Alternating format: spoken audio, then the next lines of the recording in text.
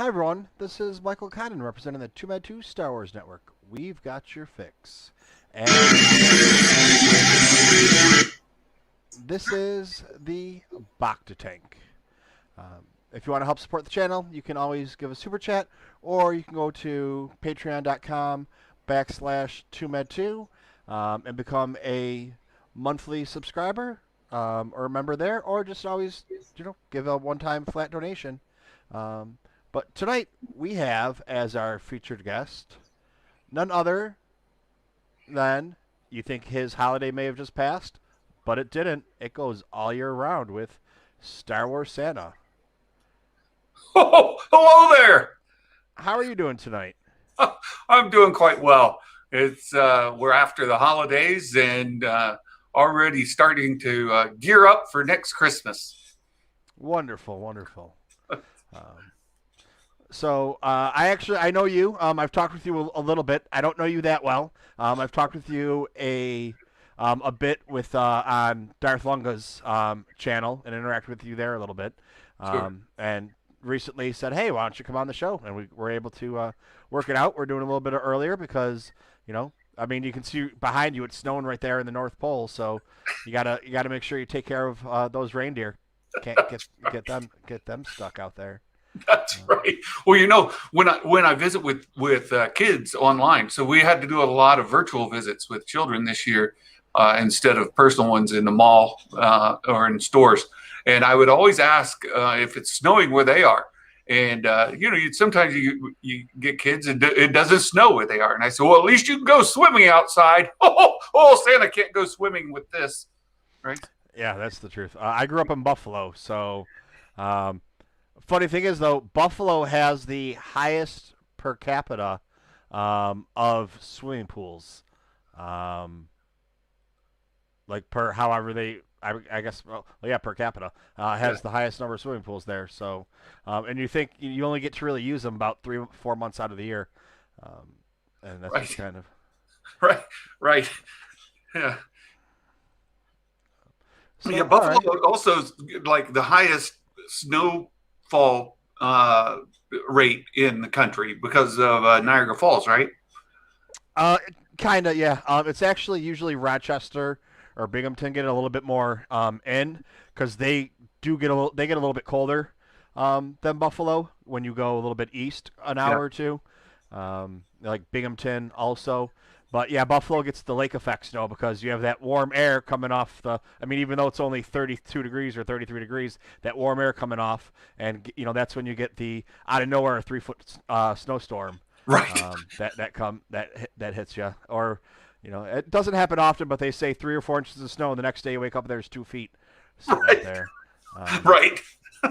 But yeah, it's once usually. Well, not so much recently, but when I was growing up there 20 years ago, or even more than that, in the 80s when it snowed, there was snow on the ground until 4 months later, 5 months later. So when it snowed in November, there was snow on the ground until March or April. For the most part, because it just stayed so cold normally that nothing was really happening. Yes, we're talking about meteorology right now, there, Scarif Scuttlebutt, because being born in Buffalo, I basically was born a meteorologist. And that's why, if we want to talk about the different weather patterns on Star Wars planets, I am very adept at doing that. For the fact that most of your planets on Star Wars seem to have the same forecast. It's either it rains on the whole planet or it's snowy on the whole planet. You don't have many planets that actually have seasons or things like that. But all right, enough about the weather. Yeah, Um, yeah. so how did you get into Star Wars, Santa? Well, in real life, I was born in 1967. Remember the summer of my 10th birthday, 1977, when Star Wars came out. It was a huge event, and everybody was going to see it. And my parents took me as my birthday present to go to the movies, and that's the first movie I remember. I don't know if it's the first movie I saw, but it's the first that I remember. Seeing the Star Destroyer come across in the beginning and the fight there with the Tanta 4, it was just mind blowing, right? It was entirely new effects that I'd never experienced in the theater before. So that started it. And then through time, seeing all the movies as I grew up, it became an escape for me, and just been a fan ever since. Excellent. Yeah, I'm one of those people that I was born in '78, so I actually joke that I was born in February '78. So there's a good chance I could have been conceived on Star Wars Day. You're a Star Wars baby. I There you yeah. go. But yeah, we go with that. The May 25th. And I came out the middle of February, so. I was born into Star Wars. I don't remember life without having Star Wars, and I have in my family, it's a big Irish Catholic family. But there's, the older cousins, and then kind of like the younger ones. There's not many in the middle. I'm one of the few that fell in the middle. So I have a lot of older male cousins because back then Star Wars was just for boys. You didn't have girls playing with the toys and things like that. Not like it is nowadays. The way it should be. Yeah. Well, Star Wars is for everybody, but yeah. Well, I remember like we didn't have we were very very poor, and so I didn't have many toys. But sometimes I'd go over to the neighbors, and they had toys that we could play with. Or we'd be outside playing baseball or whatever. We'd go inside and we'd play with the figures inside. And it was the same with Star Trek. So I remember one neighbor had a great big Star Trek model, different floors and all the figures and all that. And so we played with that as well. So science fiction became a big thing. I was a big collector of comic books, and I've been a DC comic books guy since I was real little. Just kind of tilted that way. And Superman was my hero and what I was really into. And then, of course, any of the other characters that looped in. I have the entire Crisis on series as it was first came out, and all the crossovers. Still have those, so that was a big deal to me. And there was a long period of time we didn't have any good Star Wars, if you want to put it that way, right? We had the infamous Christmas special, but then we also had like the Ewoks cartoon and the Droids cartoon that were not very good. Right, and I was the wrong age for them when the cartoons came out. I was early teens, and then kind of was watching Star Trek reruns throughout high school. Yeah, I don't remember which Star Wars movie I saw first because they were just always there, whether they were taped off HBO in the early '80s when that's what everybody that had HBO had a VCR. Every movie that was on there was taped, and I was along the same lines. My family, it was just rows and rows of VHS tapes, and you just watched them over and over again. Yeah. But yeah, that's like so. Like I don't even remember the first Star Wars movie I saw. They were just, and I probably couldn't even tell you at the time, which one came first or whatever, because I was so young. It was just watching Star Wars. Sure. Always a Star Wars fan. Never was a big reader, so I never got into Legends. Yeah, for me, the Timothy Zahn series was the first ones I got into.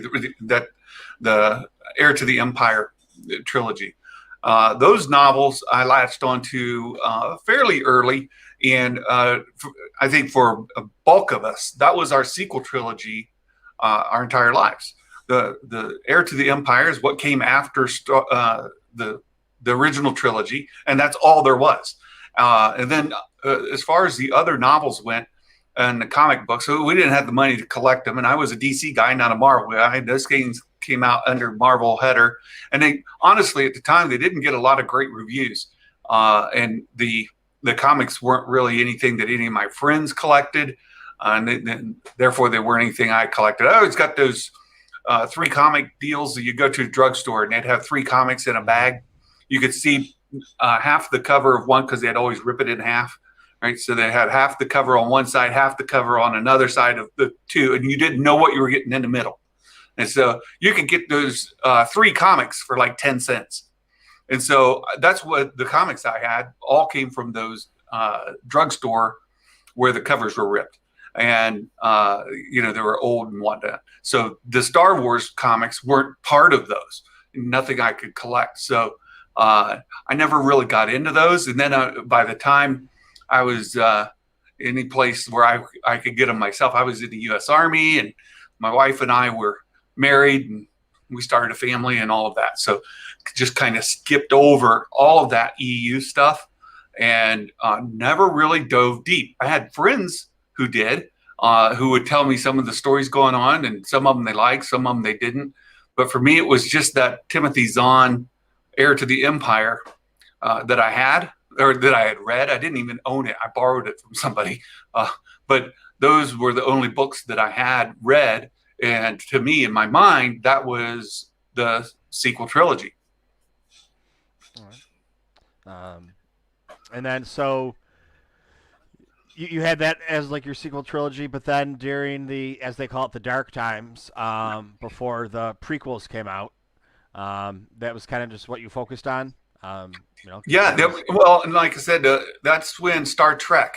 So I watched the original Star Trek series, and those old reruns were on every afternoon when I came home from school through high school. So I would watch those Star Trek reruns after school, and then in the Army, in the late '80s, early '90s, the Star Trek, the Next Generation was on, and there were a group of us in my unit that were really into those shows. We'd have kind of watch parties, and we'd talk about them the next day. But again, those were the dark times for Star Wars. There was no Star Wars, nothing of note, right? And at the time, it was either TV or movies, or really that was it. So since I wasn't doing the comic books or the EU books, then I had no exposure. And so for a long time, it was Star Trek that filled the void. And then I remember the prequels came out. Yeah. So how are you when the prequels came out? I remember the prequels coming out, but at that time, I was in my early 20s, so I had some other things on my mind than Star Wars, and I I liked the movies. I would go see them all the time. I still love Star Wars. I had a couple of the early like encyclopedias or books, but I never, I didn't know that there was all of this online craziness going on about the prequels at the time, and that Well, people not liking them, and yeah. So I remember, so I was in the Army in from '87 to '92. And I remember the first time I ever saw the internet. And so that makes me really old. But I remember the first time I saw the internet, it was another guy in the unit who had it. And there were only like message boards you could go to, like bulletin boards, and you could post stuff. And at that point, I wasn't even aware of that content. But when we talked Star Wars or Star Trek, you always did it in places where there were other fans. So you might go to a comic book store, or you might go to like a Starfleet headquarters in some town. I know Columbus, Ohio has a Starfleet. You could go in there and you would meet other fans, other nerdy fans. You would talk about what you liked and didn't like. And so when the prequels came out, I remember first really liking the Phantom Menace, but then people were really complaining, like just word of mouth. People were complaining about Jar Jar Binks and how terrible it was, how cartoony it was, still goofy, and of course he was modeled off of Goofy, but they just hated him, hated Jar Jar Binks, and I was like, I didn't like him, but it was okay. But then over time, that wore on you, and then of course Attack of the Clones came out and just stirred up the ire. Seeing C-3PO's head bantered around, and that droid factory scene was just terrible, and folks didn't like it. They just were like, "Look, it looked bad." Even at the time, it looked bad. You understand what the Lucasfilm was trying to do, but it didn't stand up, as being believable. When you had like Jurassic Park that looked believable, and you had that droid factory, it was terrible. And it just seemed silly. And I was an adult. I was in the Army, so it wasn't something that that we really wanted to see that kind of juvenile stuff. And so, yeah, I was aware of it just because I had other friends and we would talk. But the big difference was is like, I'm talking to you now. You wouldn't call somebody, names or kind of threatening their credibility because they didn't like something. You would discuss it, and Yeah. you might come to agreement on it, or not. You just agree to disagree, and off you would go. Yeah, it's like the meme that says or whatever they have on Facebook that you can always tell the kids that never got in a fight in school, or you've obviously never been spanked, or you never got punched in the face, or whatever those things are. And it's like it's really true because if you were literally sitting, I mean not necessarily me, but next to someone, you wouldn't say those things to them or those words because there's a good chance they're just gonna haul off and knock your teeth out Right. for saying that. And it's like no one's ever had to deal with that because I mean it's kind of a double-edged sword. Yes, it's good, but look at what how things have become. But really quick, I just want to say hi to everybody that's in the chat. We have Spencer in there, Rural Farm Boy, Jonathan, Star Wars Santa's in the chat too. You're everywhere. Santa's every place. I already said that Scarif was here. Ryan's up in here. Let's see who else. Everyday Geek. We have a Facebook user. I'm going to guess that that's my buddy Mike Pappas because he's the only one that ever watches it on Facebook. We got Will Morgan and Mrs. Ben Solo and a few Looky Loos, or actually quite a few Looky Loos, but that's fine.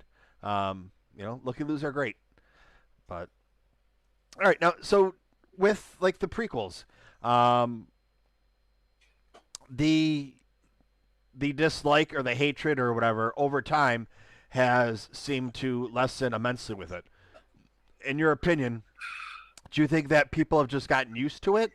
Yeah, Or I think there's primarily two factors going into it. One is what you experienced in the theaters when you were a kid is the things that impacted you most. Like in 77 when I was a kid and saw that Star Destroyer, right? So that locked into me, and that will be there forever. And I think as parents are taking their children, maybe you were an original trilogy fan and you took your child to go see those movies, then they're going to remember, hey, I went to that with my dad. It's the first movie I remember seeing at the theater, or it was there during some transformative years of my life and became an escape for me. And at that time, you're not really sunk deep into lore. You're not really deep into the story. And the humor in it isn't as offensive. It's something that's entertaining. You laugh at because you're a kid. And I've experienced that with my own children. I've got two, one's 29, and one's almost 30 or 20. So my youngest will be 20 next month. And for her, the sequels are what she remembers going to go see with her dad at the theater. Now, she grew up with the original trilogy and the prequel trilogy on, like you had mentioned, right? Like they were just always around. So, I had them on VHS and DVD, and we watched them from time to time, even when they're like replaying on one of the cable channels. I'd turn them on. And so they're always familiar with it. And Dad was always a Star Wars nerd. And so they were familiar with the terminology and stuff because they just use it in normal, everyday kind of stuff. And so, but when they got to go see those movies with Dad, and then they see that at the theater, that becomes a big deal to them. And it's, as a kid, what they connect to. And as they grow up and they get deeper into the lore, or they grow into it, maybe they enjoy it more or they don't, whatever, that's what they're going to remember. So I think that's part of what happened with the prequels. And as these children grow up into their 20s and 30s, say, hey, that's the Star Wars I saw at the theater and I loved them. And I don't see what you old people are so grumpy about. And you're just too old. You don't understand it. My daughter actually told me that. She said, Dad, I don't understand why you don't like Jar Jar so much. I mean, he's funny. You're just too old and grumpy. I'm Santa. I'm not too grumpy. Be quiet. well, I mean, yeah, I pretty much agree with everything you're saying. And I think it's that, a lot of times we forget and put ourselves on, it's Star Wars, and just for the basics. Star Wars is made for, or was at the time was made for boys, between 12 and 16 years old. And it kind of still is, but now you have some, you have it's made for girls too, and like I said earlier, Star Wars is for everybody. But that was the target audience when it came out was boys 12 to 16, and it still is now. It's the target audience for everybody 12 to 16. So when you're watching it as a 30-year-old or a 40-year-old, you're thinking of it and that it grew up with you, and it really didn't. It's still being made for someone that's 12 to 16. So you kind of have to put yourself in that mindset. Just like there were so many people that hated the Resistance cartoon, and it's like, okay, well that was made for 8-year-olds. So Right. you gotta have that in your mindset of the bumbling Kaz being the bumbling fool, because that's what kids are gonna laugh about, and that's how you have to keep kids, especially in the way that the times are now, to watch a 30-minute program, even if it's a cartoon. You need to keep them laughing and happy and whatever, because they're not going to sit there and can't be like GI Joe or Transformers where they watched it because it was a lot of cool battles and things like that, because people get upset there's too much fighting or war or whatever in Star Wars. So you need to make it a little bit more fun. It's not like something that was geared towards older kids with like Clone Wars or Rebels. But like with Clone Wars, you can see the way that it actually matured with, like, if you were 12 years old when Clone Wars came out and whatever it was, 2005, and as you grew up with Clone Wars kind of grew up with you, and the topics that they covered, or the way that the battles were, or just the way things happened. So that was kind of, so if you started watching at a younger age, but that's, I mean, like the times they are changing. That's true. And I'll say something else about Star Wars as a whole is I think what lends a lot of rewatchability to it are the levels of depth that come to the story as you mature. So as a kid, it's sort of like those Saturday morning cartoons with Bugs Bunny, right? So those things would have all kinds of like political undertones or more adult humor that kids don't necessarily pick up on. It's just funny for the antics. But as you grow up, you can watch it again. It's still funny for the antics, but it's also funny because you're like, oh, I get that now. And we were just talking the other day on my channel about the Mortis arc, for example. The father, the son, and the daughter. So the son, just on face value, the son is a bad guy, right? You look at him, look at his face, look at his dress, his apparel, right? He even appears to sort of have horns in the red marks on his head. The guy embodies bad guy. The daughter embodies light. Now, it's just on the surface, very easy to pick up on that. But as you start to get more in depth and start look at their character arcs, understand that the son made choices. It wasn't just his looks and appearance, but he made choices and followed a dark path. Now, as a kid, you watch it, but then as you watch it again and again and again, as you grow up, you start to see bigger metaphors of life. You start to see connections to other maybe religious symbols or religious thought. Those things can start to come in. You start to see maybe Buddhism or Taoism or whatever, right? You start to see principles brought in, and you're like, whoa, this is really deep. And as you peel the onion back, it gets more and more complex. And that's what's really helped with Star Wars. Like you said, the Clone Wars animated series, it's a cartoon. But you also see dead bodies floating in space, right? You see people getting killed. Yeah. There are darker themes. At the same time, you've got Plankton, that little colonel. I can't remember his name right now. Colonel, that'll come to me. In the droid arc, and he's inside the droids, and so you'll see those kind of things. And Plankton, he looks very much like Plankton from SpongeBob, right? Mm-hmm. But and that's put in there for a kid, right? So it's really good. All right, and then we'll hop right into it. So my viewpoint on this is, so Disney buys Lucasfilm. and Star Wars, whatever you want to call it. Um, some people don't like the fact that Disney bought it. My opinion is, if they wouldn't have bought it, we wouldn't have any more Star Wars. You would just have the original ones. So if you don't like the new stuff that's coming out, that's fine.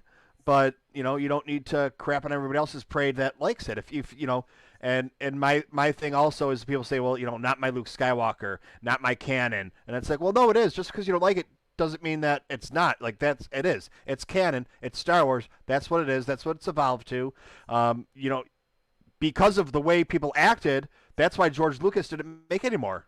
Because it really does come into it. Like they sapped his joy, right? yeah, And if it's yucking somebody's yum, and if somebody enjoys something you don't, it doesn't make it okay for you to go ruin their enjoyment. And look, let them enjoy what they enjoy. What's it harm you to have them? Now, I also get it. Like, well, we want better Star Wars. So if we don't say anything, then and we accept things that we don't like, then we'll get more things we don't like instead of more things we do like. I understand that, but there has to be some civility. Like I mentioned, when I was younger, in my 20s, and the prequels were coming out, we didn't like them. We didn't go up to somebody and punch them in the nose because they did like it, you know. And what we end up with now with social media is the equivalence, right? So people come on and they start to then say, well, you're not a Star Wars fan. If you were a true fan, you wouldn't like this. Or if you were a real fan, you wouldn't like that. And it starts to be the gatekeeping. It starts to be name calling. You start to get people who draw, lines in the sand and barriers, and it really starts to get ugly really fast. well, do you remember when Empire came out? There was a lot of people that didn't like Empire.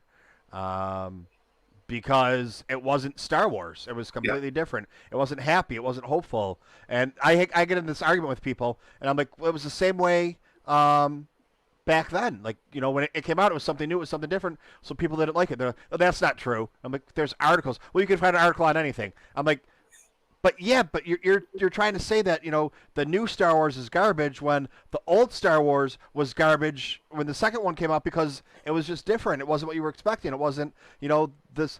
I mean, people get mad at me. Luke was a whiny little brat, and Luke was pretty much a failure his entire life. Everything he tried to do, yeah, he did things and accomplished things, but they didn't do anything because he's just, even though he's the chosen one, he's just kind of there, and the Force is what controls everything. So but I mean, not necessarily always the Force, but he destroys the Death Star, they build another one. He goes to redeem his father. Well, he sees his father redeemed, but no one else does. And then you get later on, the family's still persecuted because they find out who Darth Vader is. But he was saved, but it doesn't really matter.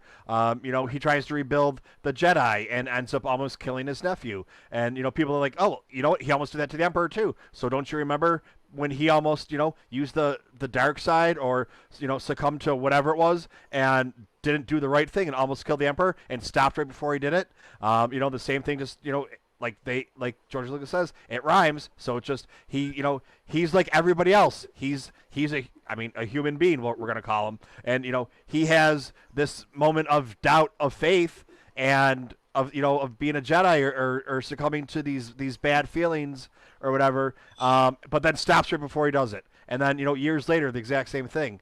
So Yeah. Yeah. Like I mentioned, the layers of the onion, right? mhm. So, like you go back to the Phantom Menace, and you've got stuff in there from Three Stooges, right? The three little pit droids are the Three Stooges, complete with the comedy act.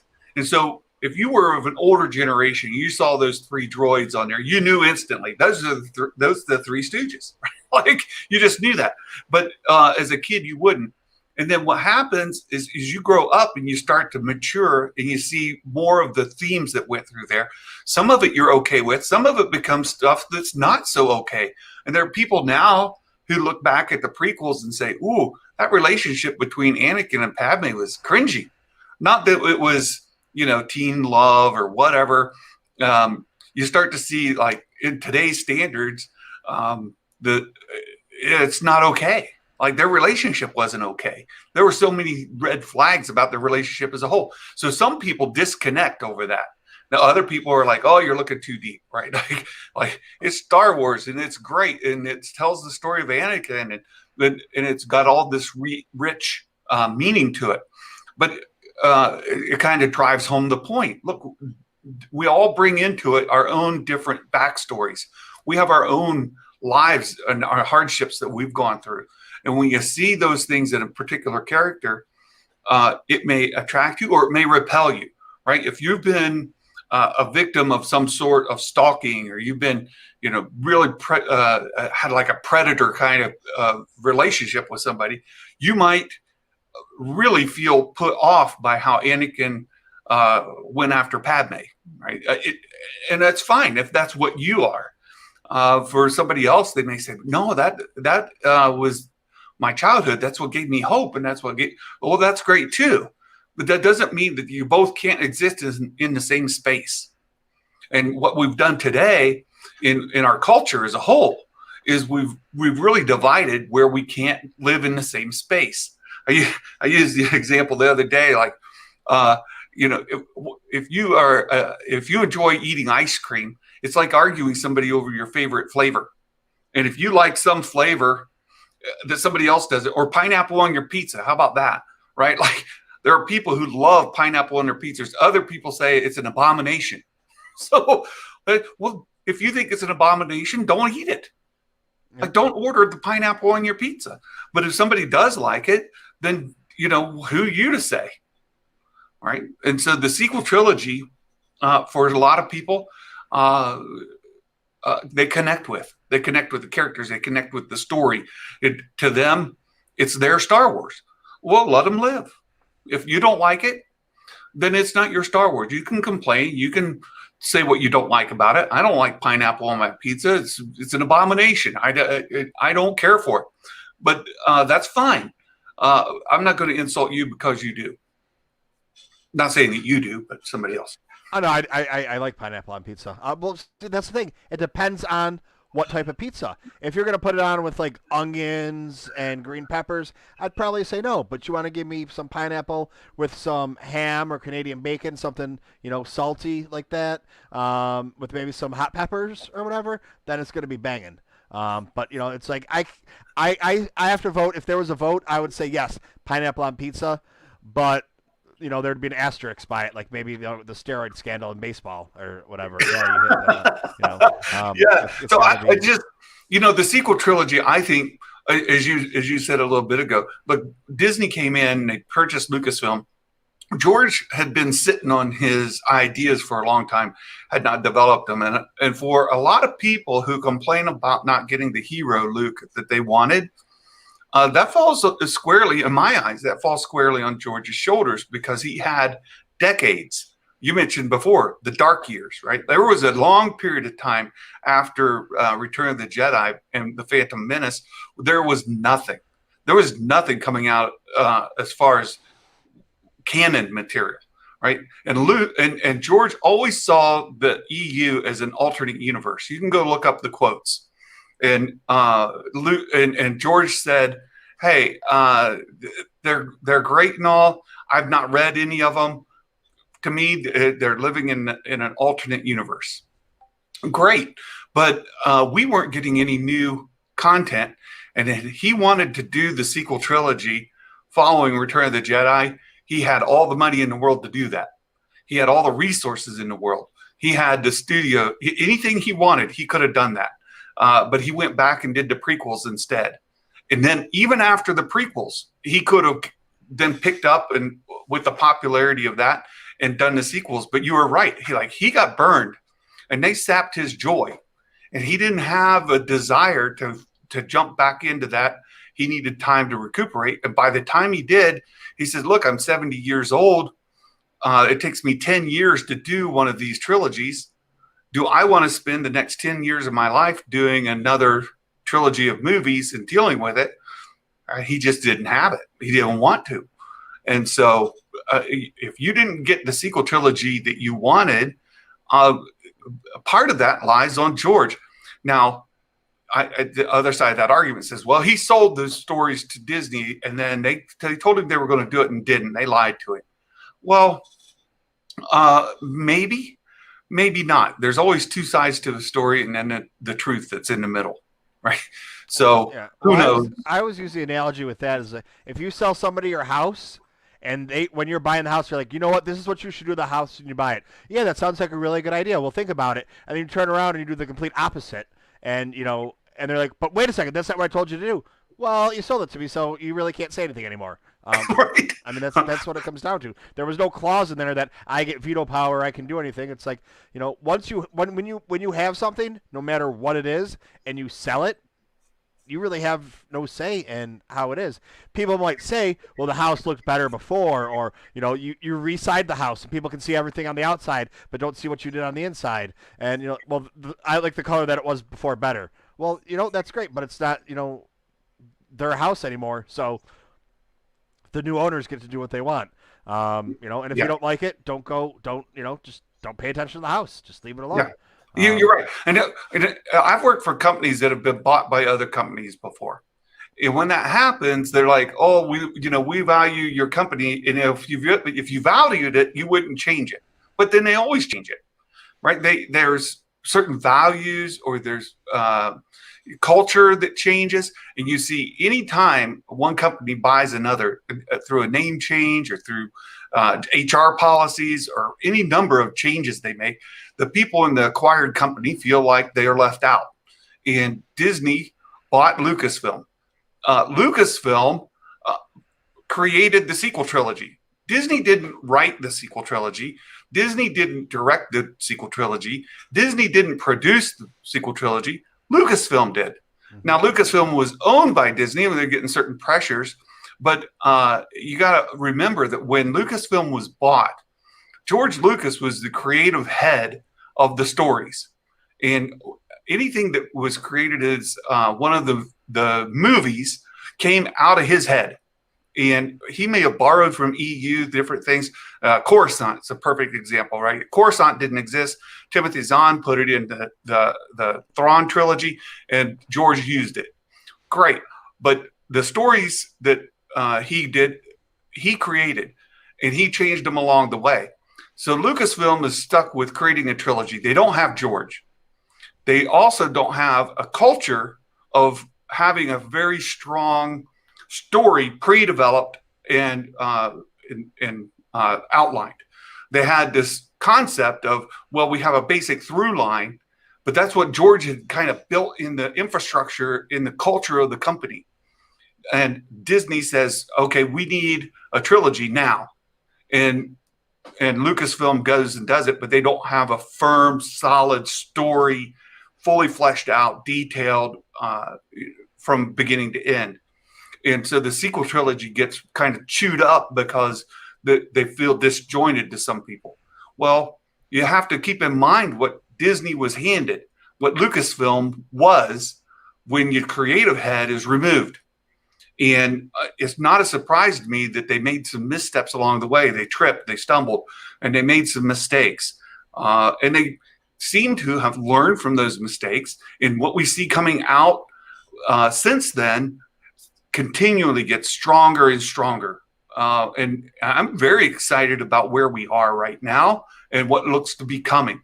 So I think the mass majority of fans enjoy The Mandalorian. The mass majority of folks are really excited about the Filoniverse, what's coming out in all these spin-off series. People are really, really excited about Star Wars again. And you have to remember that would not exist had Disney not bought them. And some of the things they're doing now are based off of the lessons they learned from the sequel trilogy. So be happy, right? Be happy that we have an exciting time of Star Wars, and the future looks really bright because of what has happened, what's transpired to get us here. And all of that is part of that picture. Yeah, I think a lot of people look at, the bad things, or what could have been or what should have been or whatever, where you can always blame, well, if they would have gone in a different direction from the start. Well, you had the story group that is like, okay, we're Star Wars. The Keepers of the Holocron, and we approve this for the books and for the movies and things like that. But then you have, okay, this guy, you go write the movie. Yep, we approve it. Where maybe the story group should have written it, but they're not writers. Otherwise, they wouldn't be the story group. They're more of like ideas and whatever. They're not writers and directors and things along those lines. And then the same thing with, I think the Last Jedi is the best Star Wars movie that they've ever made. Which most people would rather shoot me for saying that, but a lot of people also agree with me. But I mean, if you think about it and break it down, it's like the most Jedi of the Jedi movies. Luke does exactly what Obi-Wan did.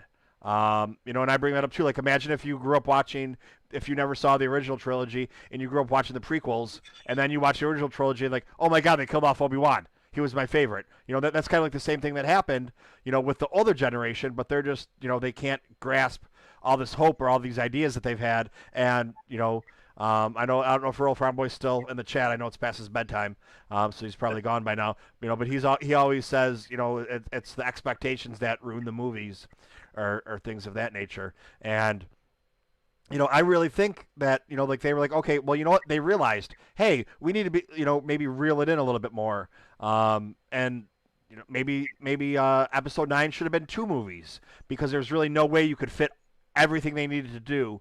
Tie up all other 8 movies into an hour and a half film, or 2.5 hour film, whatever it was. And, they kind of learned now. It's like, okay, look at the story group that they have going on, and then look at the High Republic coming out. And all the authors work together. So even though one author didn't have anything to do with, one of the books, they really did, because there's stories of them calling each other at 3 o'clock in the morning, or, being in a group text. Be like, oh man, I can't figure out what to do. And they're like, oh hey, this is what I did in my book, which actually has nothing to do with your book, but they're going to be tied together with this one line. And now they kind of like working together, 10 people working together on completely different stories. And it's just like so far the first 2 books have been really good. The first one that came out, I think it was The Light of the Jedi. Yep. It was really good. It was a lot of story building though, so it's kind of like there were some spots like where I was just like, I'm not really sure. But I mean, that's how it kind of has to be. Like, you can't come out, guns a-blazing the entire time, because you need to set up a foundation. Like, this is setting up the foundation for the future. And who knows if there's going to be raise a good point 2. with Light of the Jedi, or Light of the Republic. First of all, I have to remember it because the abbreviation is same as Lord of the Rings. So LOTR, Light of the Republic. But neither here nor there. It's just something that helps me remember. But so I'm almost done with the book. I'm into the 3rd act, Okay. and which is really nice because they really have it separated by act. The first act, I would just personally give it a B. There's a lot of new characters coming in there, and names, and it's like who's who, and you're trying to figure it all out. For me, the second act was a C. So I give a B to the first act, a C to the second act. There's this lull, and it made it a little bit muddy for me to work through. But now in the 3rd act, it's guns a-blazing. Like you said, you can't just be guns a-blazing the whole time. The 3rd act is guns a-blazing, and I'm on the edge of the seat, like flipping pages.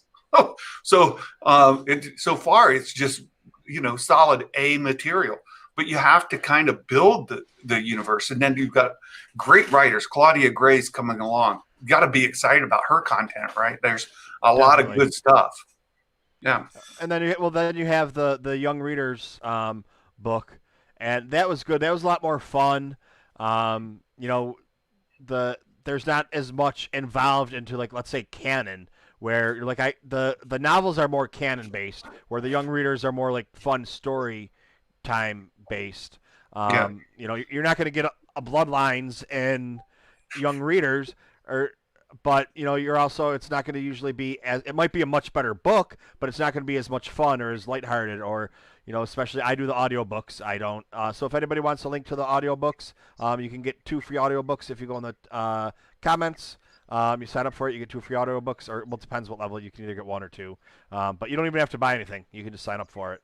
Yeah, and if you want I some love the audiobooks audiobooks as well. And I just bought the last book, Light of the LOTR, Light of the Republic. Right. I just bought it on Kindle because I wanted to own it where I could reference it and go through it. But I'm also listening to it on audiobook. I've listened to close to 30 of the novels on audiobook. They're fantastic. So if anybody's out there saying, I just don't have time to read a novel, well, me neither, right? But get it on audiobook when you're driving, or when you're maybe mowing the lawn or doing chores. You can put the audiobook on and listen to a few chapters. It's a great way to get the content. And the way they're delivered is awesome. Yeah, and it's not just like I've listened to some audiobooks and they're boring because it's just someone reading to you. And I explain to people, like, well, these Star Wars books, there's sound effects, there's music. It's actually like a production. It's like a show. It's like a radio drama, how they used to be, but Yeah. even better now because they're just better quality. Yeah, I want to reference a comment up in the chat.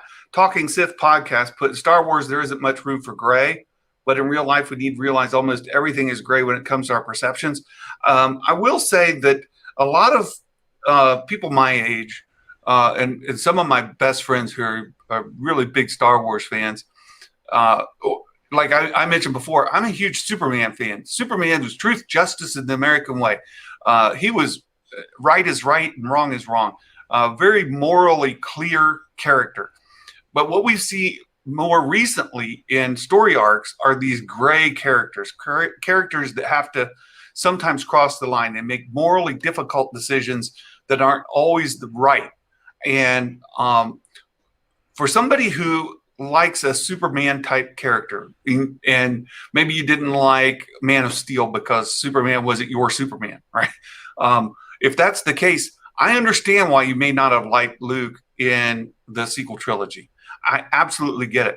But you also need to look at it as we mentioned before. Today's children, today's youth, teens, preteens, college age students who are getting these movies as their first in theater experience. That's what today's stories involve. And for Star Wars to be relevant and to connect with them in a more meaningful way, I think they did a great job with Luke. And as far as I'm personally concerned, I think that there's a story to be told where you can make Luke the hero that everybody remembers from Return of the Jedi still be the Luke that you see in The Last Jedi. I see a through line that can make that happen in a way that's consistent with Luke, where he's sacrificial. He gives of himself. He's willing to sacrifice his life, his love, everything he cares about for his family, for Ben, for Leia.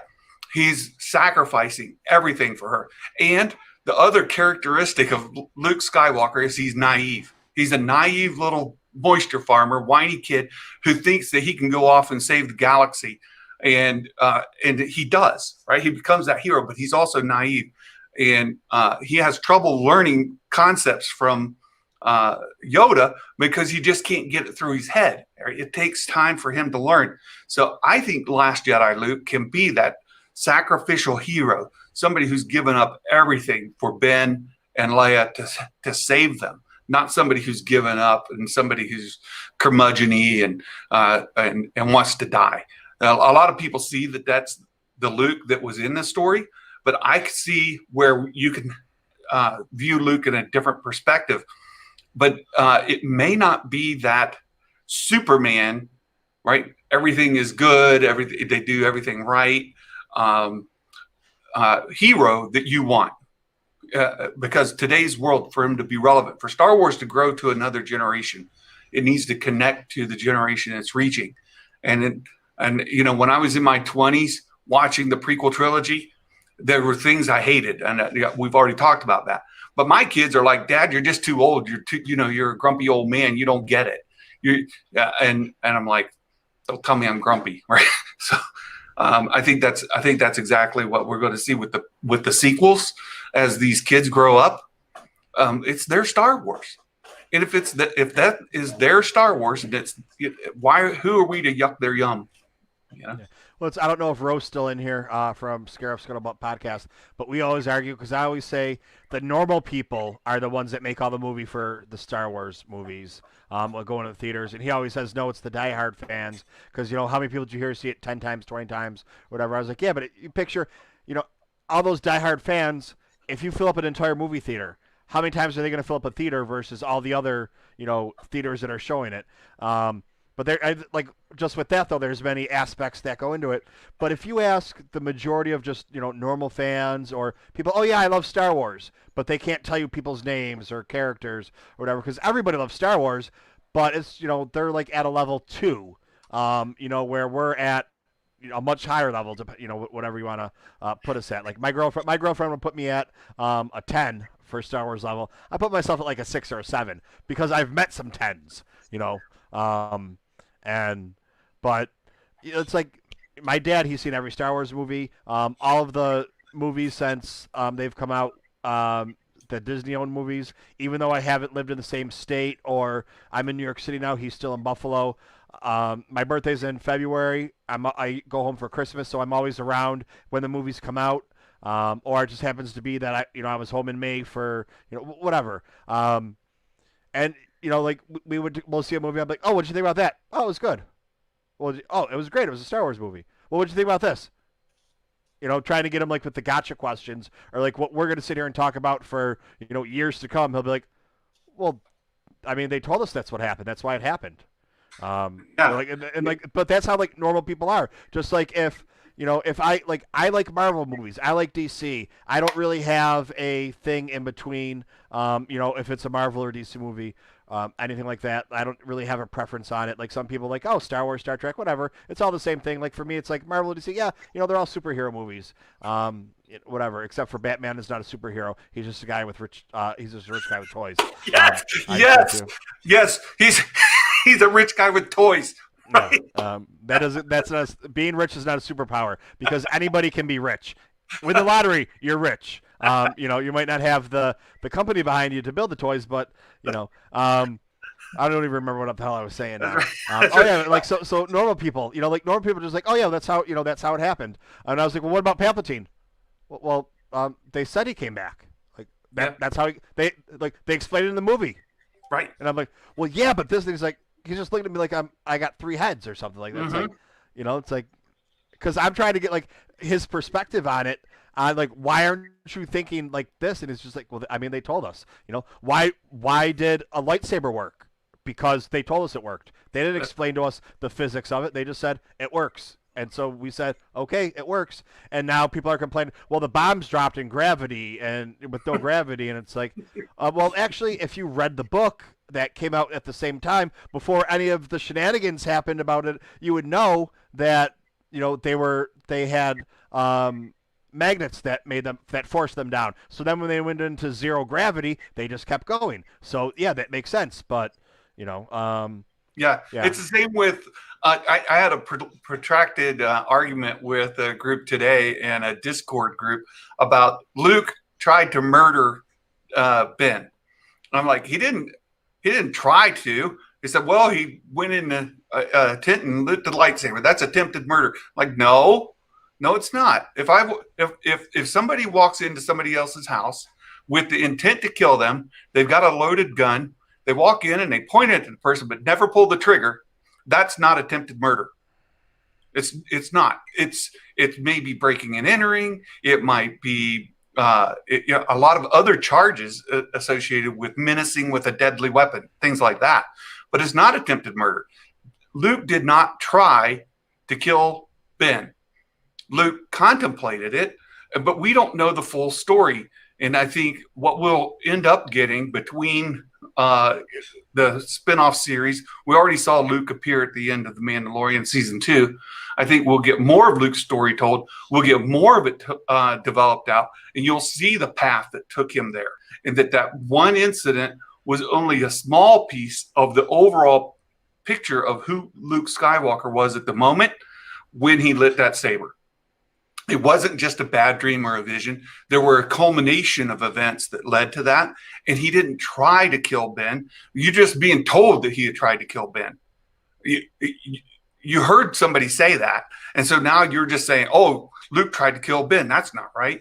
Well, he didn't try to, right? He may have contemplated it. There may have been some menacing with a deadly weapon, but it wasn't attempted murder. He didn't try to kill Ben. Yeah.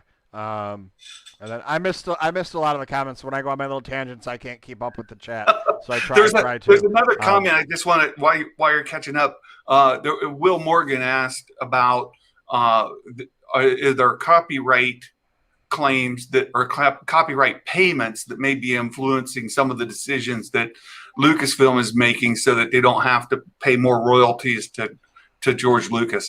I think perhaps there's some of that going on. Why do we get another desert planet that's just like other desert planets? It's because it doesn't have the same name as the other one. That's probably it. But I don't think that that's the leading thing. I think when they can swap out things, they do, but they aren't just swapping them out to avoid payment. There's like, well, if we can have another planet other than Tatooine, that's great. And what's a harm to have another desert planet? It's like, well, I mean, how many do we need? but I don't even know how the contract's written though. If they're using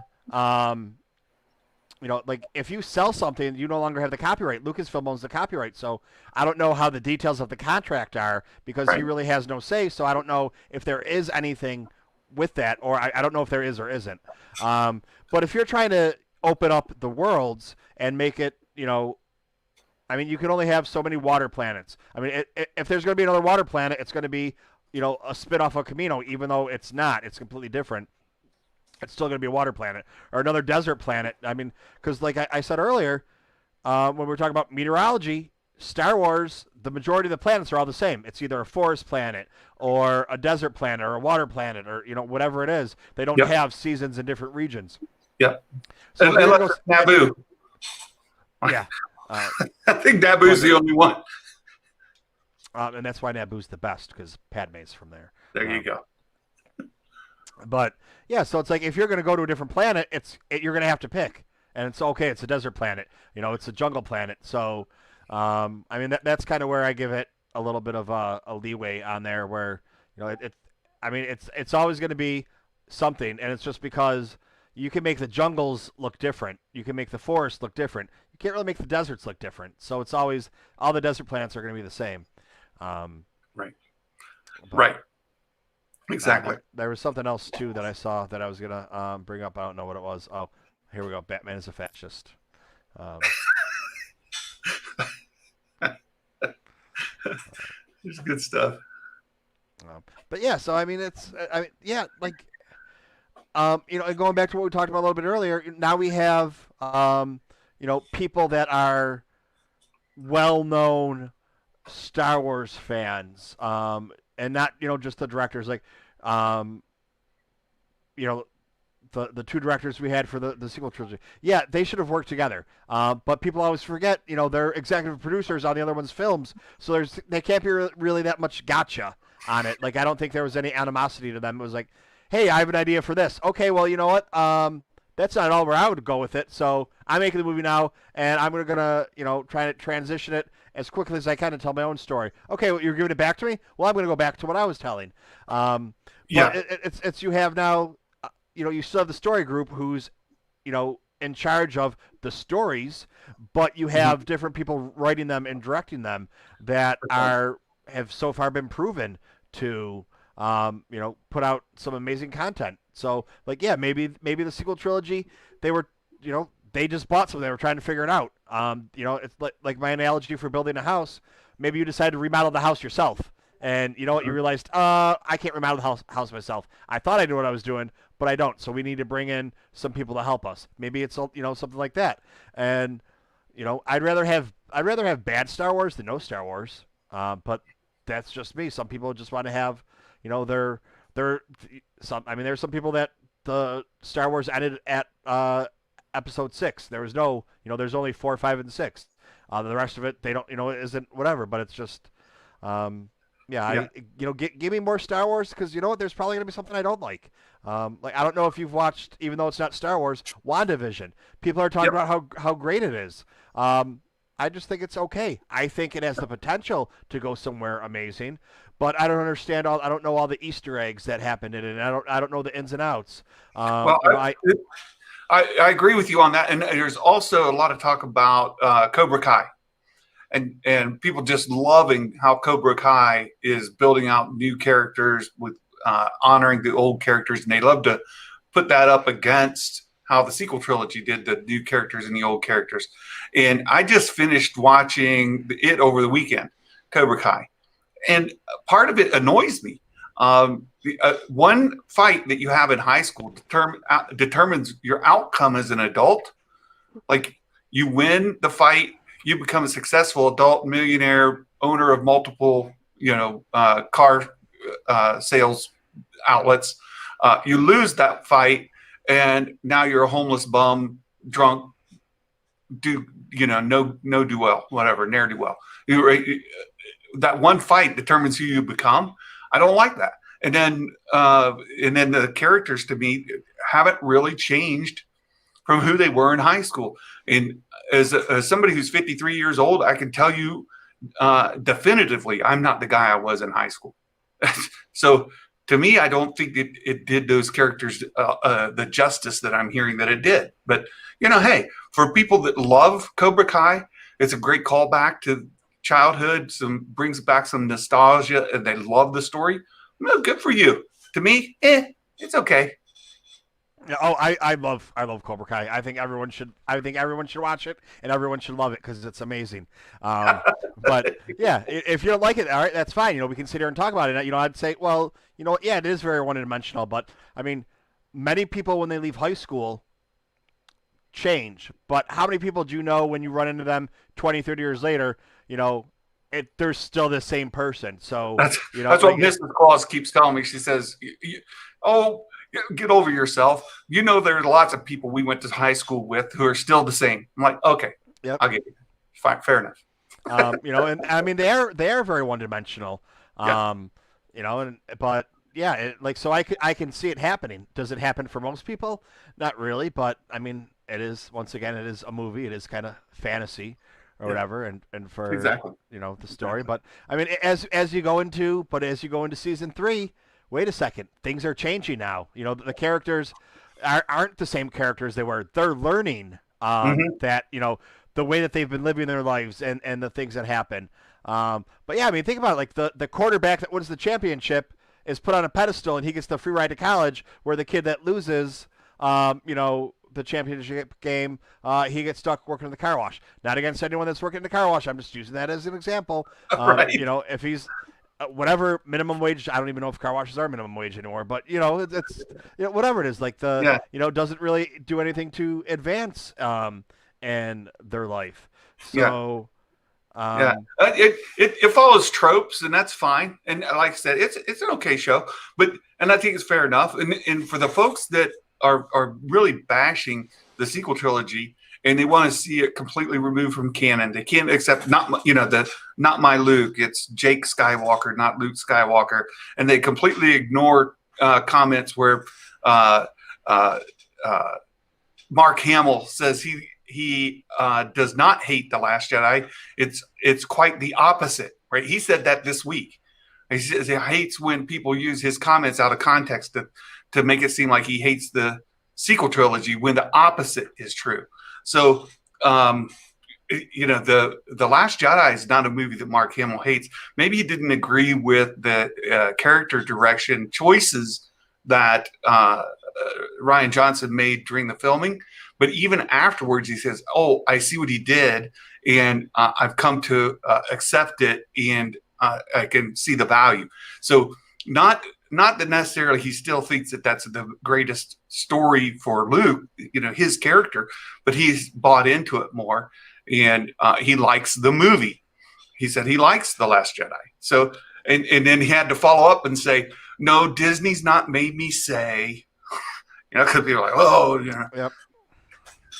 Well, I mean that's one of the things is you know it's happened to me because I'm also, I don't sugarcoat things, and a lot of times I'm sitting here throwing f bombs and swearing and going crazy, or with the Yoda, Baby Yoda eating the eggs. I said people are freaking idiots if they can't realize it's a TV show. And no, it's not the same as an employee at a reproduction clinic opening up the freezer door and letting all the eggs thaw and purposely just, there's complete. And someone took that clip of me saying that and put it on Twitter, and they're like, "What is wrong with this person?" I was like, you actually sat there and watched, like, there's enough people that don't like me or hate me that they're going to sit there and watch my videos or a video just to put that on there. And I'd be like, yeah, that's what I said. Like, and I even put at the top, this is what I said. No reason to even watch this video and give it any more attention.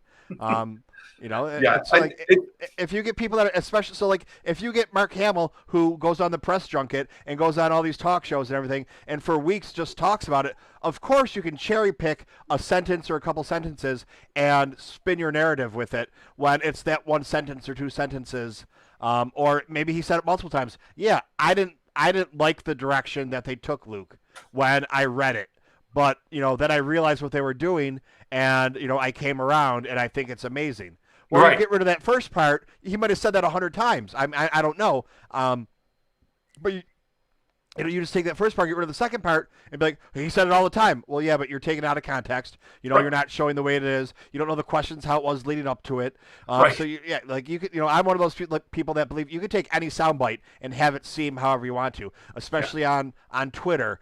When you respond to someone and, well, no, I love apples. Well, why do you hate oranges?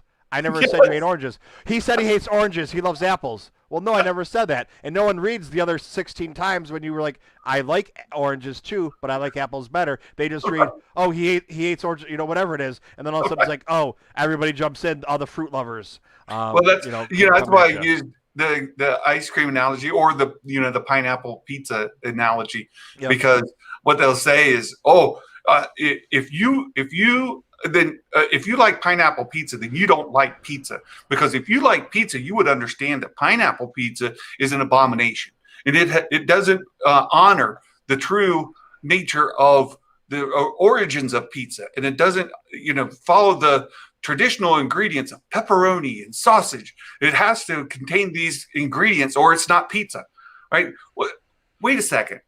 Like, stop, right? Just stop, because they're not saying that they don't like pepperoni pizza.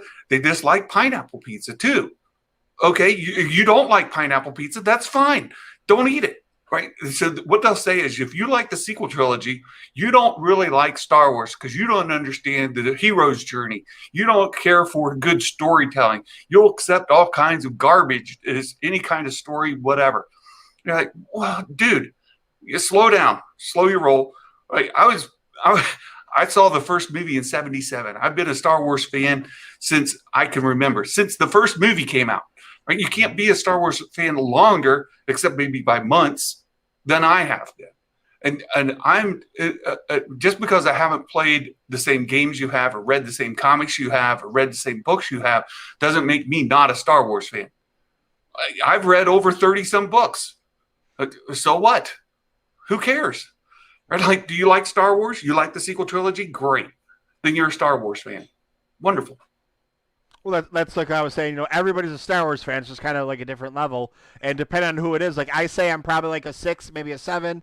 Yeah. Danielle would say that I'm a 10 or higher. Other people might say something different, but it doesn't take it away. Like, I'll get at work, someone will go to pay with whatever it is, Chase or whoever it is has the Disney cards, and then with Disney you get to choose if you want like BB-8 or Darth Vader. Look at the card, I'm like, oh, you're a Star Wars fan? The majority of the people, I'd say probably 70% of the people say, I just like the card because they had to pick from like Disney princesses or Darth Vader, so they picked Darth Vader. And then the ones that say, oh yeah, I'm a huge Star Wars fan, they're like, oh, okay, and then you ask them a question or two and they have like no idea what you're talking about because they're like, oh yeah, I love Star Wars, but they can't tell you anything about it, but they enjoyed the movie, so they call themselves a Star Wars fan. And it's not for me to take away from them, no, you're not a Star Wars fan because I know more than you. You want like I have people that are like, I find out after a year or two, they're like, oh, I love Star Wars, but I'm not at the same, I'm not in the same league as you, so I don't even want to talk with you about it. It's like, dude, I'll talk Star Wars with anybody. because like someone that knows more than me about Star Wars, I want them to talk to me because then I get to learn more. I'll talk to Star Wars about you, and just to get different perspectives or whatever it is. Not even because I have to teach you or anything like that. Well, Um, you bring up a good point too, because I had a teenage boy come up to me. He knew I was a Star Wars fan, and he came up to me after church one day and said, "Why?" He said, "I like Star Wars." And I went online and I went to talk to some people about Star Wars, and they were mean to me. I'm like, "Oh, well, welcome to fandom." He said, "I just want to be a fan. How can you just be a fan and not have people say mean things to you?" Like, well, you got to stay offline then. I mean, that's yep. because people want to take away your enjoyment. For a teenage boy to say, I like Star Wars and I wanted to go talk about Star Wars, but he was driven offline because of the, people who want to uh, argue with him about his enjoyment, right? I'm, I can't argue with you not to like pineapple pizza. If you like it, you like it. Like, no amount of arguing with you is going to tell you not to like it. Oh yeah, So but I mean, why yeah. do people do that to teenagers who are new to the fandom and they want to learn more and just say, well, you suck. Yeah, I mean, like I said, it's not up for me to judge someone's fandomness or whatever. Like, I mean, but we know as fans, yes, there's people that they say they love Star Wars, but they're really like a one or two on the scale of being infatuated with it or Right. whatever, or just being a fan. But until you realize how the scale really goes, people don't realize where they, not that they belong somewhere, but like where they would rank with like knowledge or love or whatever. But it's not Right. for me to say that I love Star Wars more than you when you can't name anything because it brought you so much joy seeing it in '77, but you haven't seen it since. But you only saw the one movie. Right. I had somebody on my show that told me they were a huge Star Wars fan, and they were actually in the public eye at one point in time. And had it, most people know who it is if I say the name or whatever, or once I say like how I know them. And they told me what a big Star Wars fan they are and everything. And they got on here and we're talking about it. And he's like, "Well, yeah, I think I saw most of the movies. I might have missed a couple." And it's like, oh, this is gonna make this is gonna be a fun time. Trying to talk Star Wars with someone that thinks they might have missed a couple. And like they can name like two or three characters from each trilogy, and they're just like, yeah, I like the movies. I'm a Star Wars fan. It's like, okay, I don't know where to go from here. But like I still sat there and talked with them, and like everyone was like, "Oh, it was great." And I was like, and I'm thinking in my head like, how do I keep this going when this person doesn't know Star Wars? So I just kind of had to keep talking to them about like what they knew, which was just like the very minimal basics. Yeah. Um, but it's Well, like, how do you take somebody from being a 1-2 fan to being a 2-3 fan versus going from being a 1-2 fan to say, nope, I'm out? yep. Right. Like that teenage kid, he's like, how do I just get to talk to people about Star Wars, learn more, talk to other fans who maybe know more, who can help get me engaged, but without being called names because I like, something they didn't like. Well, And that, that's what I mean. For the grand scheme of things, it's almost impossible. But if you know someone, then you can say maybe you should check out this, this chat room or this group or this or that. Like I wasn't. He was in the chat earlier. Kylo Customs. He's a good friend of mine. I started doing so. Like the Bacta tank is where I talk way too much to call it an interview. But it's kind of like an interview thing. I have like it's evolved to it used to just be a free for all, anybody come on, but it's evolved to like, okay, I'm gonna have one featured guest. And then afterwards, people can come on and we can talk about whatever we want to. And like so on Saturday nights I do the septic tank, which is kind of a free for all. Like the title says, "Mom, please don't watch, not safe for work." So it's like it's a warning for anybody that's going to come on there and be like, "Whoa, what the hell are these guys talking about?" And sometimes it gets a little bit crazy. There's a couple of them that I've that were recorded. Or go live, and then I pull them off because it's like, oh yeah, that probably shouldn't be out there for the rest of the world to hear. Or people, once they sober up in the morning, to be like, oh, maybe I shouldn't have talked about doing that with whatever. But like it started right before I got COVID in April and was out of work for 8 months. oh no. but it's oh yeah, it is what it is. Right. There's people that had it a lot worse than me. There's people and died. There's people that had a lot better than me. I still have some underlying problems or some major problems with my lungs from it, but it is what it is. Someday I'll get better. There's nothing I can do about it except keep going. But yeah, so like we started doing the septic tank. Well, now I'm back to work. And I get out of work, and the septic tank starts at 10 o'clock. I get out of work at 11 or 12. So it's like we either don't do it or it's done at 1 or 2 in the morning. So friends of the network, people that are on here that have been with shows, or long time just Star Wars friends, they do it for me until I get home from work. And Kylo started doing his own show now. So I was on his I was in the chat yesterday because I'm on was talking to you about being on Live It. So I was on Live It and he was doing a show. So I was on Live It, but I was watching his show too. I was multitasking. And I was talking to someone. Someone said they would, I'd be a gray Jedi. I'm like, well, there are no gray Jedi. They're like, well, in Legends, I was like, yeah, but you're talking about Legends. Like Legends is like stories. It's not the rules or whatever. So like, I mean, if you want to like Qui-Gon, Qui-Gon would kind of be a gray Jedi, but there's no gray Jedi. There's either Jedi or Sith. Now there's Force users in between that don't have a name, or you have like the Night Sisters. But if you're gonna say you're a Jedi, it's one way, or a Sith is one way. There's no really gray Jedi. Well, that's a great point you bring up. Ahsoka has said multiple times, "I'm no Jedi."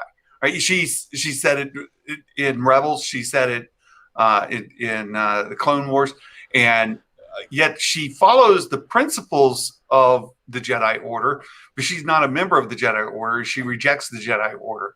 So, who is somebody who is not a member of the Jedi Order, who practices using the Force and living in the light? Put it that way. What do you call them? Just a Force user. Right. I mean, that's what it becomes like. Like you can't create labels just to make yourself happy. I mean, well, you can, but it really doesn't have any validity. Like, because you have Jedi and they follow these rules and this path.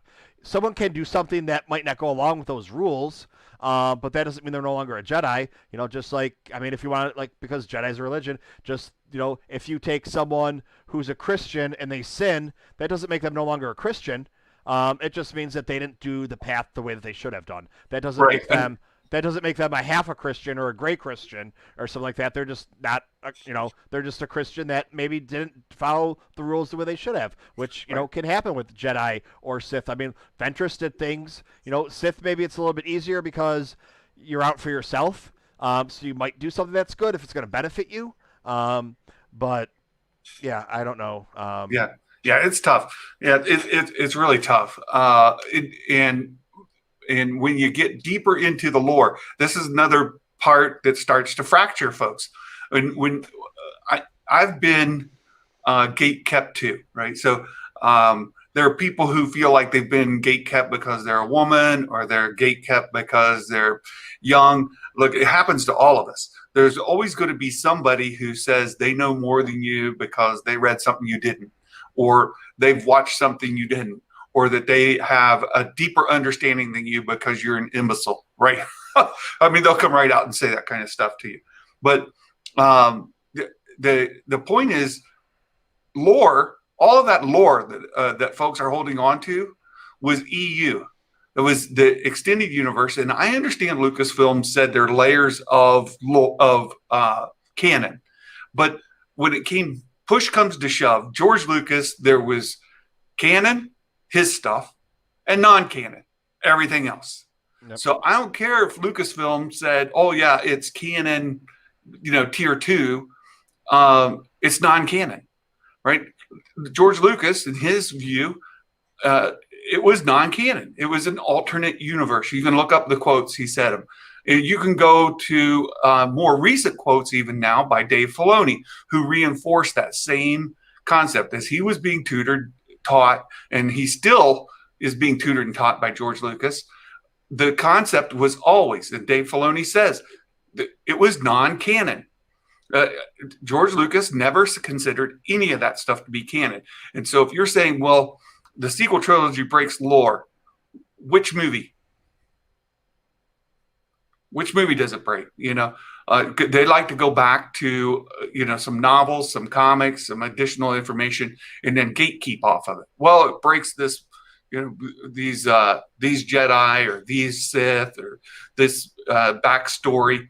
Well, no, that backstory was an alternate universe existing out of canon.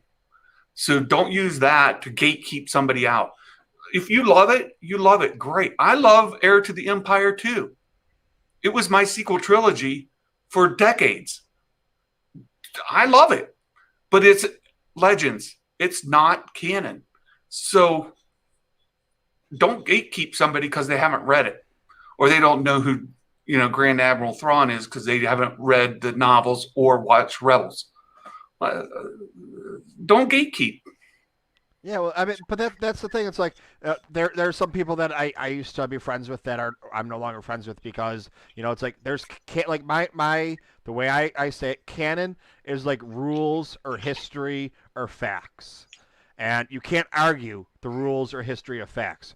You can argue your interpretation. You can argue the ideology, the psychology behind those facts or how they like.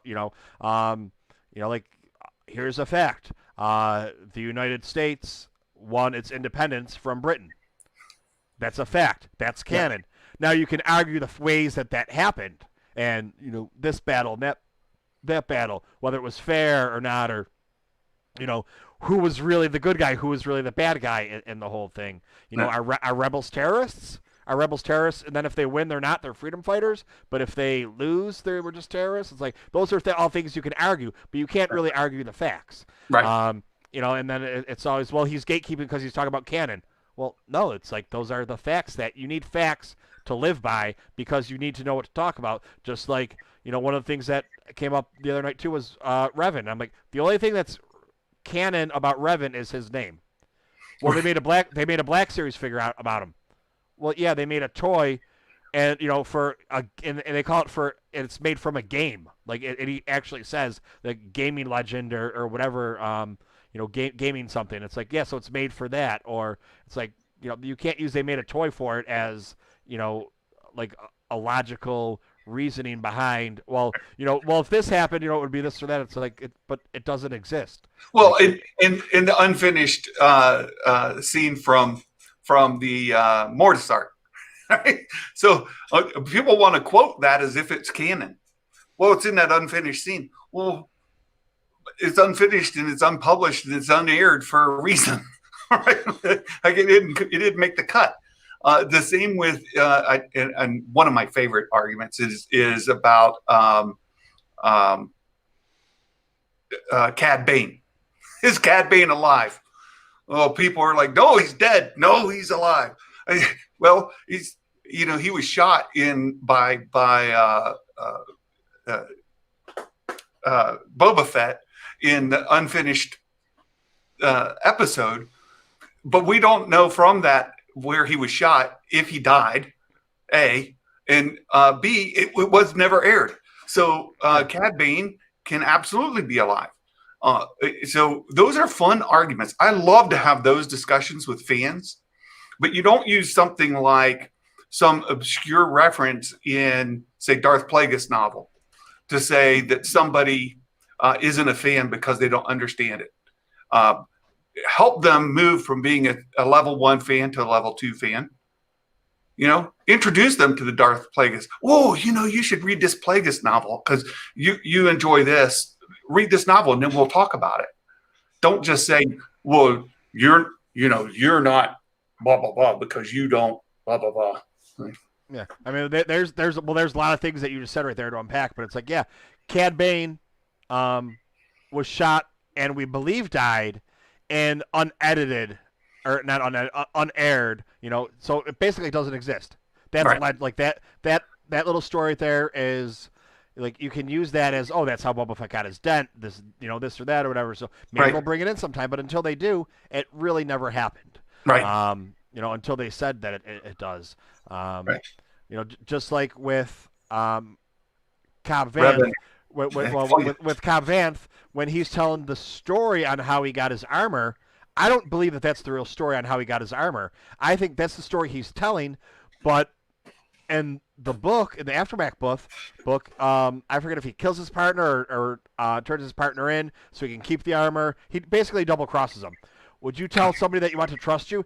Well, yeah, the last guy double crossed him, but you can trust me now this time. It's like, yeah, so you make up the story. So maybe that's a story that it's going to always be the story, but we don't know if it's the truth. Right. Just because someone tells you something doesn't make it true, unless Star Wars like gives it to us. Lucasfilm gives it to us and tells us that's the truth. But yeah, with Cad Bane, yeah, bring back Cad Bane. There's no reason not to because I mean he's not really dead. We don't really know. Yeah, yeah. So I have had a great time visiting. I have to go. It's late for Santa and Mrs. Claus. I would love to come on any other time, talk, maybe get you onto my show. One thing that I am trying to do is to get a panel to talk about Light of the Jedi, the High Republic novel. Okay. We've given it time for folks to read. I'm almost done with it, but then to have a panel discussion and go through each of the acts and talk about the novel, the spoiler, contained review, doing a deep dive into it. So if we can work that out, I would love to do that with you sometime. Yeah, I'm always down to talk Star Wars. On Live It, they know me as a Star Wars guy, and because of things, litigious reasons, they've pulled out like all Disney and Star Wars activities. So like, they'll cut my stream if I'm showing toys, which is like that's why they brought me on there. I do reviews of books and authors and like talk with authors. I can't do it on there right now because they're trying to figure out what I can do and what I can't do. But yeah, I talk Star Wars all the time. Anybody I can, and pop in whenever. So I would love to, come talk with. And that's the best thing about this is talking about people that don't always have the same ideas as you. Like the chat, if we pull the chat right now, they're going to have different views on this movie and that movie and sequels and prequels and everything. But you know what? We're all here talking about it because we can have a normal civil conversation. That's right. And like Mark Hamilton, Mark Hamilton's a good friend, and he and I chat daily. And we disagree on Last Jedi. He doesn't like it. I like it a lot. You love it. So we have different opinions. And I've got other friends that I met like through Thor Skywalker who absolutely hate the sequels. But we're still friends because we can have civil discussions. And that's what's good for the fandom. But yeah, I know you said you had about an hour, and that's what sometimes happens when we're talking Star Wars. All of a sudden, you look at the watch, like, oh my god, It's after 10, and Mrs. Claus is going to be going to bed without me, so I've got to drop. But thank you for having me on your show. I really really appreciate it. All right, well, thank you very much for making the time to come on here, Santa. Great, thanks. All Take right, care. have a good one. Thank you once again. All right, so that was Star Wars Santa. I put it in the notes. It's Star Wars _Santa on Twitter, and he has a YouTube channel. I'll try and find it. I always say I'm going to try and find it, and I never do because I'm a horrible person. But yeah, just like I don't know, just Google Star Wars Santa. Let's do it right now. Let's see what we get. If it comes up, so that way I don't have to feel like a jerk for not doing it.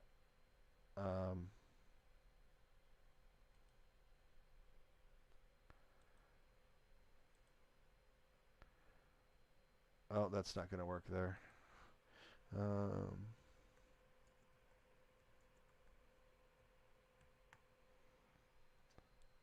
When you type in Star Wars Santa, he's the first one that comes up.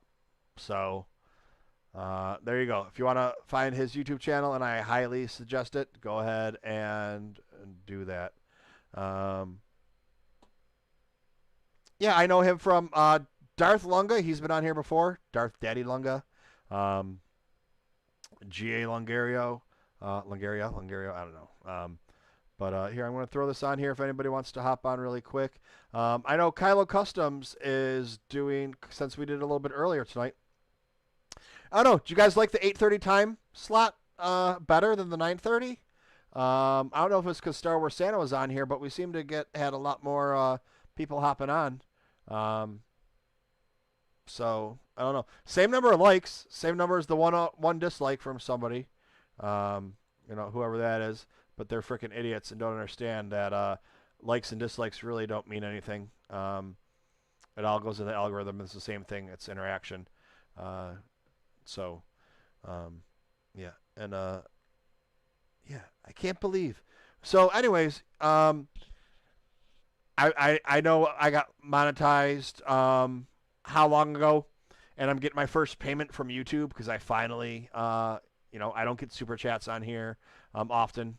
Um, I don't make a lot of money per video because I don't get all the views.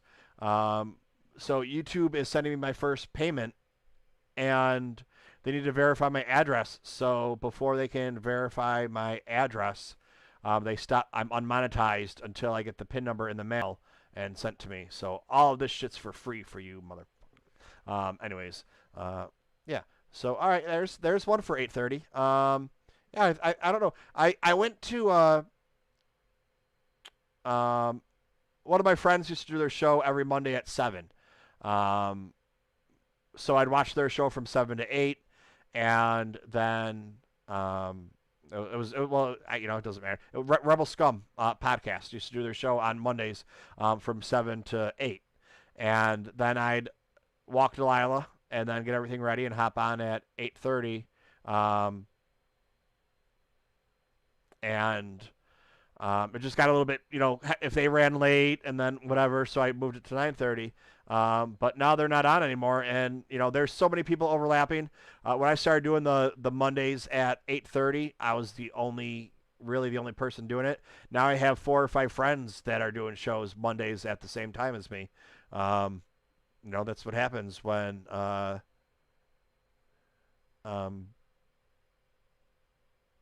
you make more friends or more people start doing their shows. It's like it's. But yeah, I might move it back to 8:30. I think it works out better. And then we have Kylo doing his conversations, the Kylo Cantina convos afterwards. Um, I don't know what time he's going to do his or whatever, but I know he's talking about doing one tonight.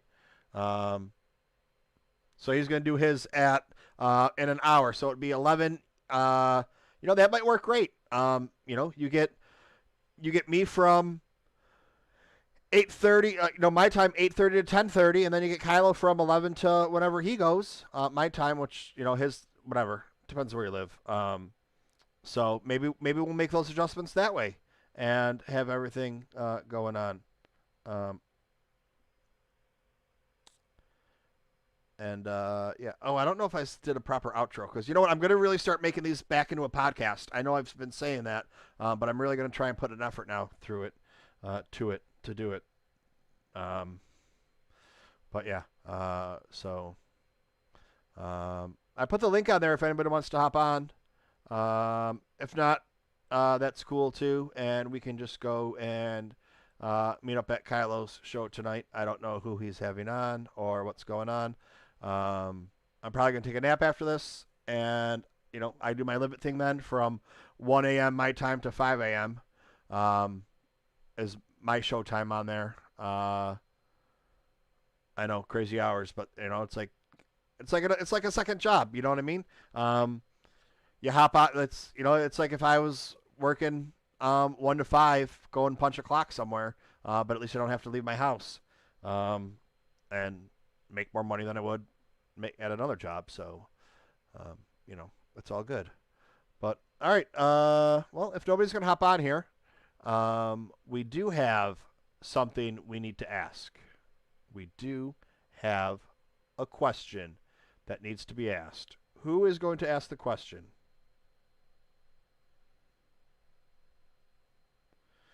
Who is asking the question?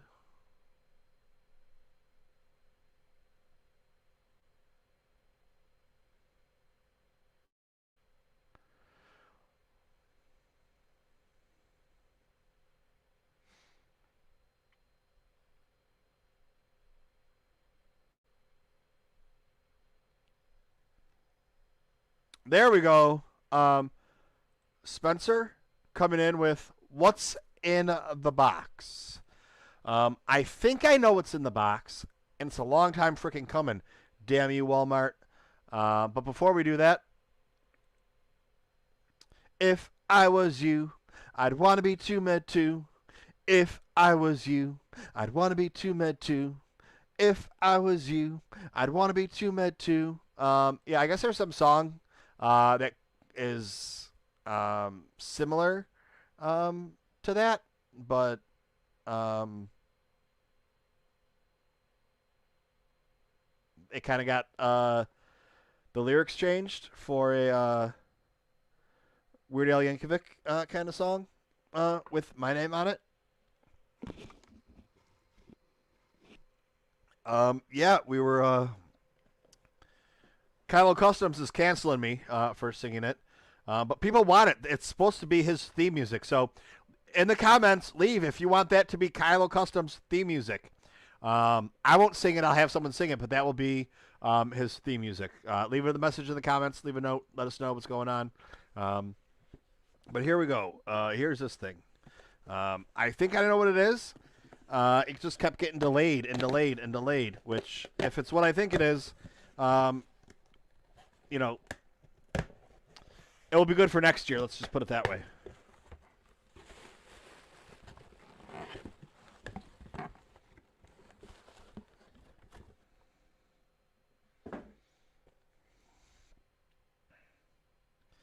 Ha, you can't see it with the green screen. Um,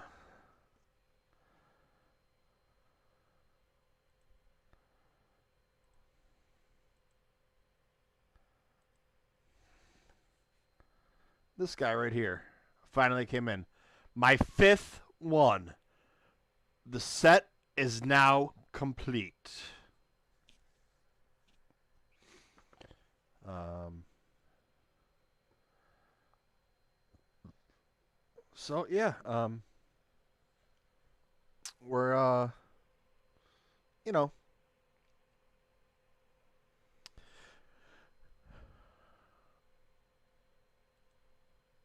Oh wait, that's the wrong show.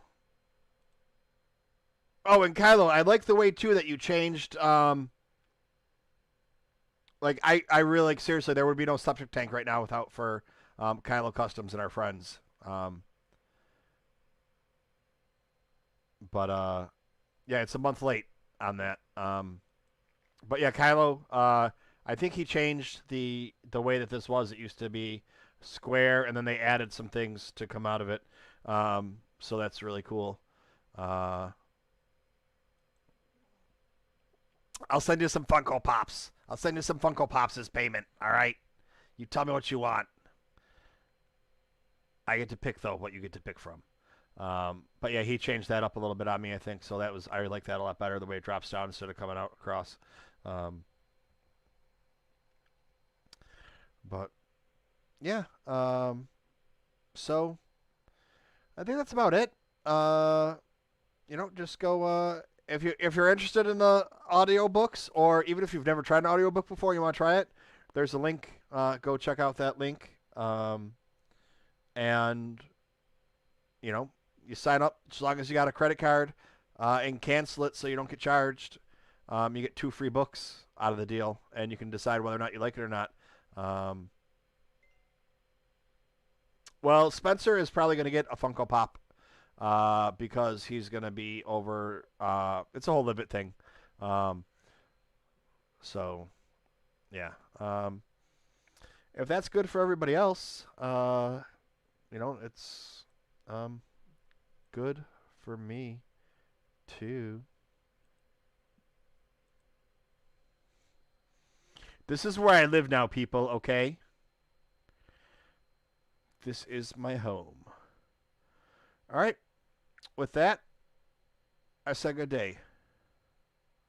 May the force be with you. Always. Yeah, I'll be on Live It from 1 to 5 tonight, which is, I don't, I do a lot better view-wise when I've been working first shift, but, even with insomnia, um, only sleeping a half hour or an hour every night for the last couple weeks. I had these last 2 days off, and I did nothing but lay in bed and watch TV. I just had no energy to do anything. If I had to work, I would have got my ass up and gone to work. But, um, you know, it is what it is. But yeah, I can, make as much money off of Live It as I do off of my real job. So, you know, I don't have to leave my house too, and people are more fun there. Alrighty, say goodbye. Bye.